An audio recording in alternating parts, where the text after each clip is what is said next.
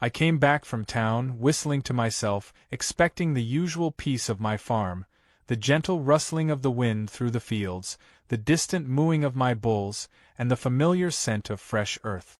But the moment I pulled into my driveway, my blood pressure spiked like a rocket. My front pasture, my personal land, had been transformed into what could only be described as an upscale suburban circus. Tents, lawn chairs, picnic blankets. There were at least 40 people lounging around, sipping mimosas, nibbling on charcuterie boards, and laughing as if they had paid admission to my property. Kids were running through my vegetable garden, trampling the rows I had painstakingly cultivated for months. And there, standing in the center of it all, directing traffic like she owned the place, was Diane Whitmore. I threw my truck into park so hard the tires skidded on the dirt. My farm dog, Duke, leapt from the passenger seat, barking as he sensed my fury. I slammed the door shut, my boots hitting the ground with purpose. People barely noticed me at first, too busy clinking their glasses and flipping their gourmet burgers on portable grills. But when I strode up to Diane, my fists clenched at my sides, she turned to face me with a smug little smile, the kind that made my fingers itch to grab the nearest water hose and spray her straight into next week. "Oh, Jake," she said, feigning surprise as if she hadn't orchestrated this entire disaster. "You're back early. We were just enjoying this beautiful weather on your lovely land." I stared at her, my mind struggling to process the sheer audacity it must take to set up an entire HOA picnic on someone else's private farm without so much as a courtesy call. "What in the hell," I said slowly, forcing down the rising growl in my throat, "do you think you're doing on my property?"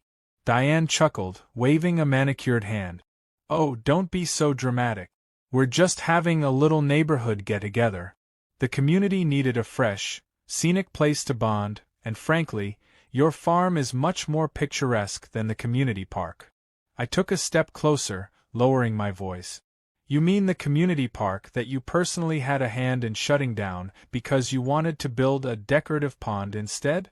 She blinked at me, unbothered. Details.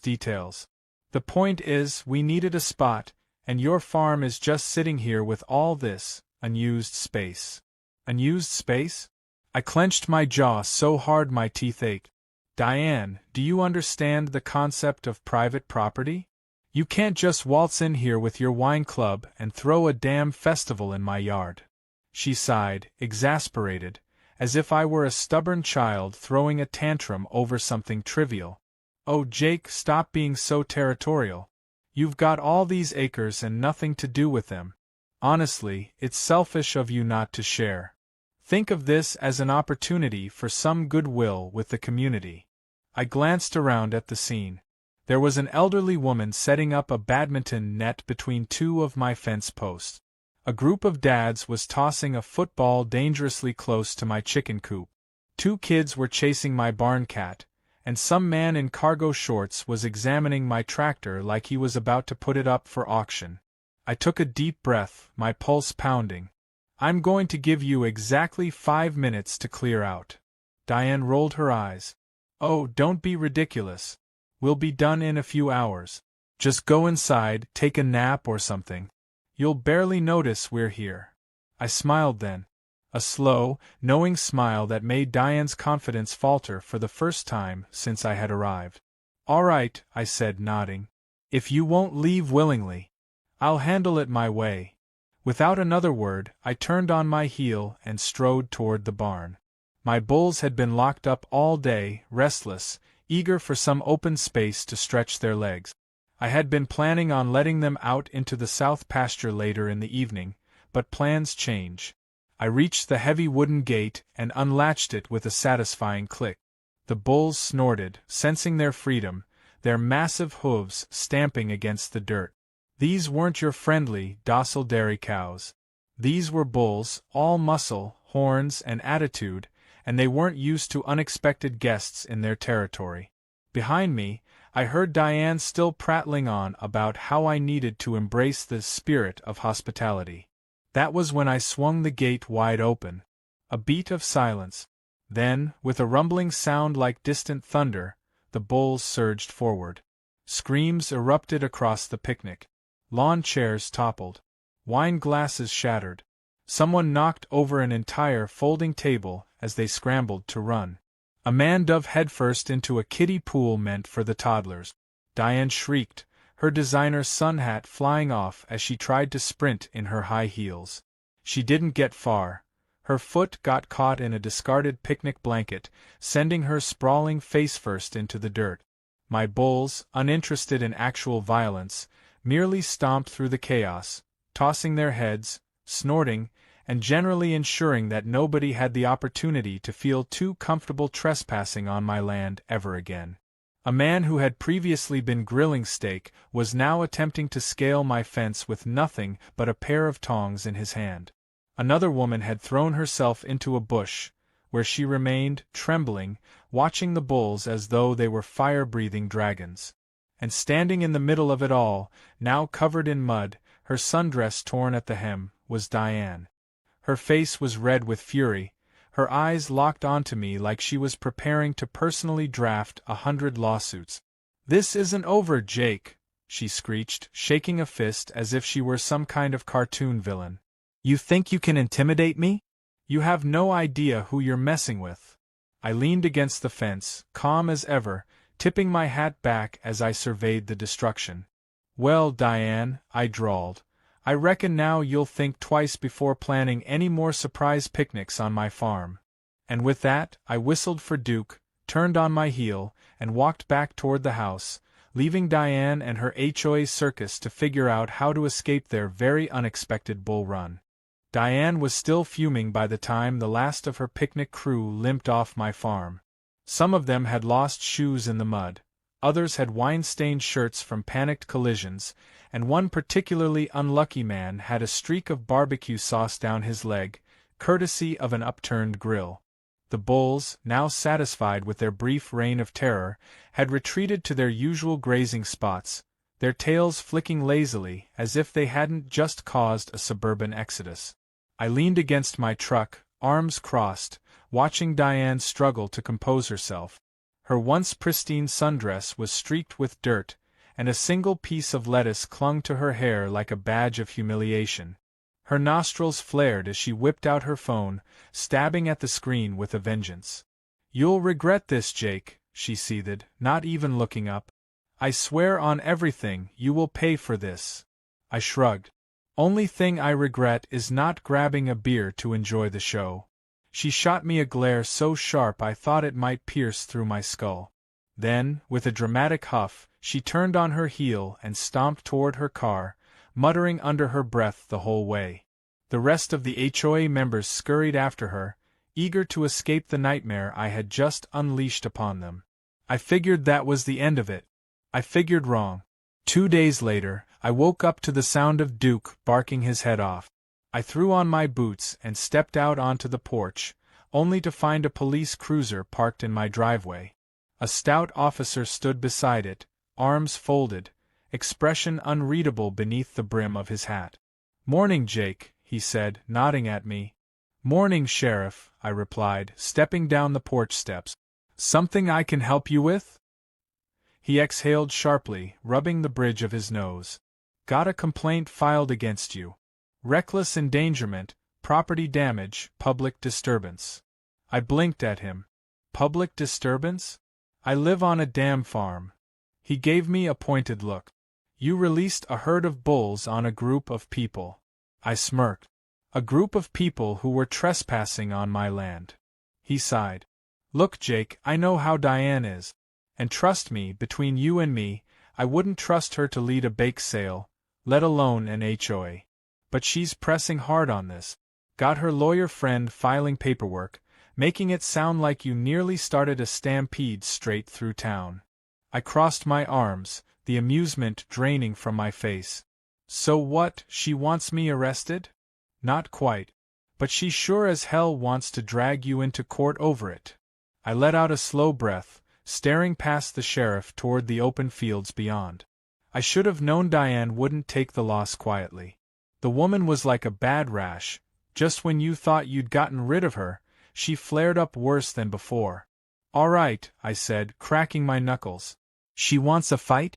She's got one. 2 days later, I found myself in the middle of a town meeting. It was held in the old community center, a place that hadn't seen this much action since the Great Bake-Off scandal of '09, when Mrs. Abernathy accused Mr. Turner of using store-bought pie crust. The room was packed with locals, half of them farmers who had known me since I was knee-high, and the other half were HOA members who looked at me like I was some kind of unhinged outlaw. Diane sat near the front, a smug smile plastered across her face. She had cleaned up since her mud-soaked humiliation, but there was still an air of tension in her posture, like she was holding onto her grudge with both hands. Next to her sat Todd, a slick-haired attorney who looked like he charged by the breath. The mayor, an older man who had been in office so long that nobody remembered voting for him, cleared his throat and leaned forward. "All right, folks, let's get to it. Seems we've got ourselves a bit of a situation between Jake and the HOA." Diane shot to her feet. "A situation? This is a disgrace. A crime." She turned to the crowd, eyes wide with righteous indignation.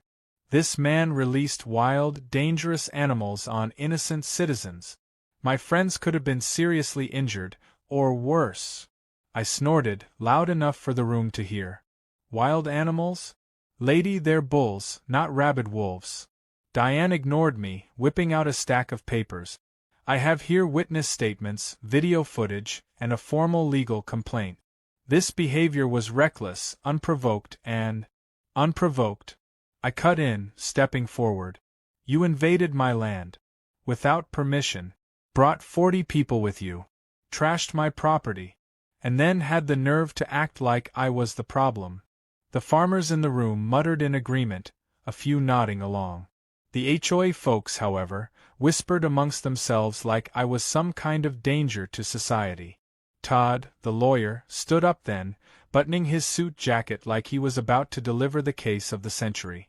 "Mr. Simmons," he said smoothly, "do you deny that you intentionally released aggressive livestock in response to this gathering?" I tilted my head. "Do you deny that your client was trespassing?" Todd gave a tight-lipped smile. "My client was under the impression that this land was community space." I barked out a laugh. "Community space? You mean my land, the land I pay taxes on, the land I own." Diane huffed. "It was an honest mistake." I leveled a glare at her. "Funny how your honest mistake involved setting up grills, tents, and decorations like you planned the whole thing days in advance." The room fell silent. Even some of the HOA members looked at her sideways now. The mayor sighed, rubbing his temples. "All right, here's what I see. Diane, you and your HOA folks were in the wrong for using Jake's land without permission. Jake, you probably shouldn't have let loose a bunch of bulls in response, but honestly, I can't say I wouldn't have done the same." A few chuckles rippled through the room. The mayor turned to Diane. "Drop the charges, Diane. You know damn well you don't have a case, and if you try to push it, I'll make sure everyone in this town knows exactly what kind of person you are." Diane stiffened, her lips pressed into a thin line. For a moment I thought she might actually explode. But instead, she let out a sharp breath and gave a tight nod. "Fine. But this isn't over." I smirked. "It never is with you, is it?" With a dramatic flourish, she grabbed her purse and stormed out, her HOA loyalists trailing behind. I turned to the mayor. "Guess that's settled then?" He chuckled. "For now. But I'd keep an eye on her. That woman holds grudges like a damn snapping turtle." I shook his hand and left the meeting with a satisfied grin. Diane thought she had won the battle. She had no idea the war had just begun. Diane didn't take the loss quietly. That much was obvious when I woke up the next morning to find a stack of official-looking papers stuffed into my mailbox. I pulled them out, flipping through the pages with a scowl. Property dispute. She was actually trying to claim that a portion of my land wasn't legally mine, that some old zoning technicality made it community property. I let out a slow breath, resisting the urge to crumple the papers into a ball and feed them to my bulls. Instead, I grabbed my truck keys and drove straight to the county records office. If Diane wanted to play legal games, I'd play back. The clerk behind the desk was an old friend, Mrs. Barlow, who had been working there since before I was born. She peered over her glasses when I handed her the papers, her lips pressing into a thin line as she skimmed them. "Oh, she's desperate," she muttered, flipping through the records on her desk. "I remember this land being properly deeded to your family, clear as day." "Think she's got anything to stand on?" I asked, leaning against the counter. Mrs. Barlow scoffed. "Not unless she's found a time machine and gone back 70 years to change the documents." She pulled out an old, worn file and set it in front of me. "Your grandfather won this land fair and square in a legal property transfer. The only thing Diane has is wishful thinking." I grinned. Perfect. That should have been the end of it. But Diane wasn't the type to go down without a fight.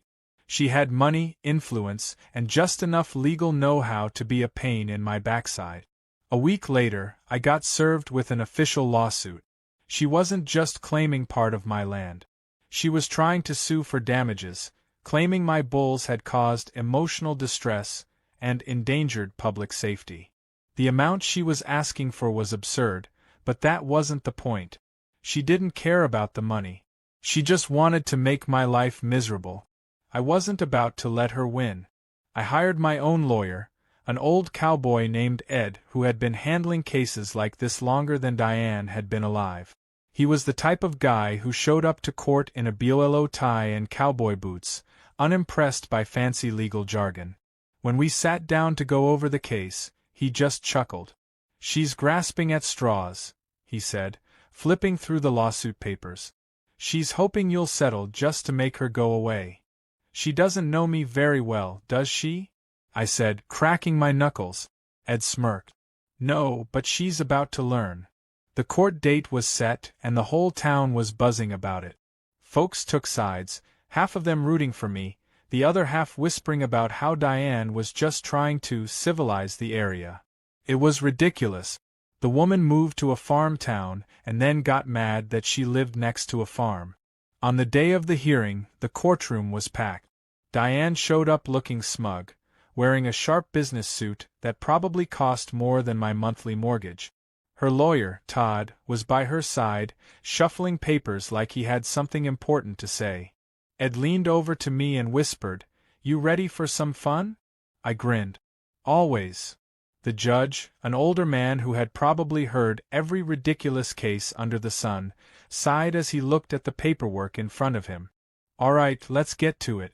Ms. Whitmore, you're claiming damages against Mr. Simmons due to an incident on his property."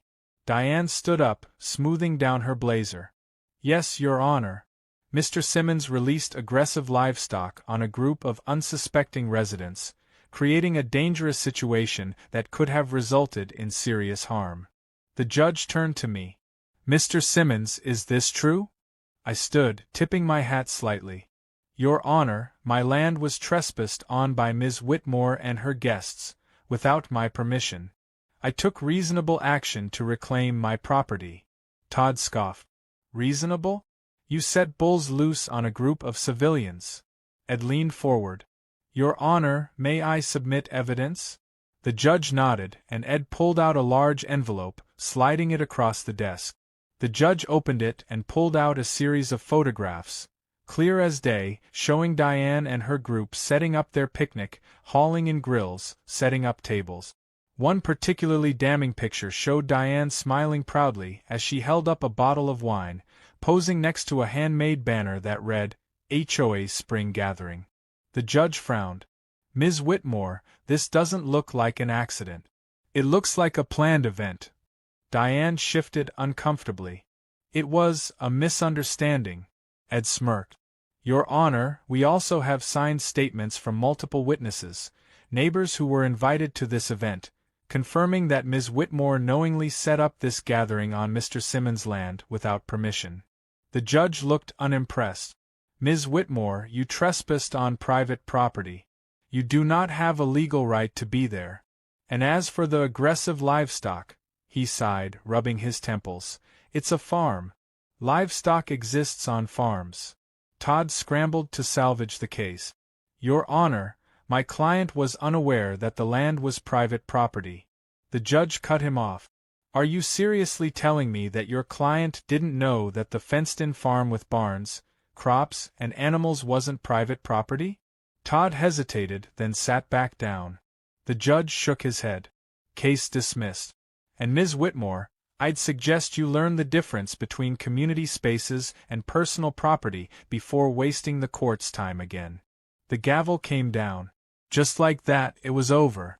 Diane turned bright red, her mouth opening and closing like she wanted to argue, but no words came out. Finally, she grabbed her purse and stormed out, her heels clicking angrily against the floor. I stepped outside, inhaling the fresh air. The town folks who had gathered outside clapped me on the back, laughing and shaking my hand. She really thought she was gonna win that one, Ed chuckled, adjusting his hat. She'll be back, I said, stretching. People like her always are. And I was right. Diane didn't give up. But she never tried to take my land again. Instead, she settled for passive-aggressive notes, unnecessary HOA regulations, and the occasional complaint to the town board about the smell of my farm animals. In response, I made sure to place my new chicken coop as close to the HOA property line as possible. I figured if Diane wanted to live near a farm, she ought to get the full experience.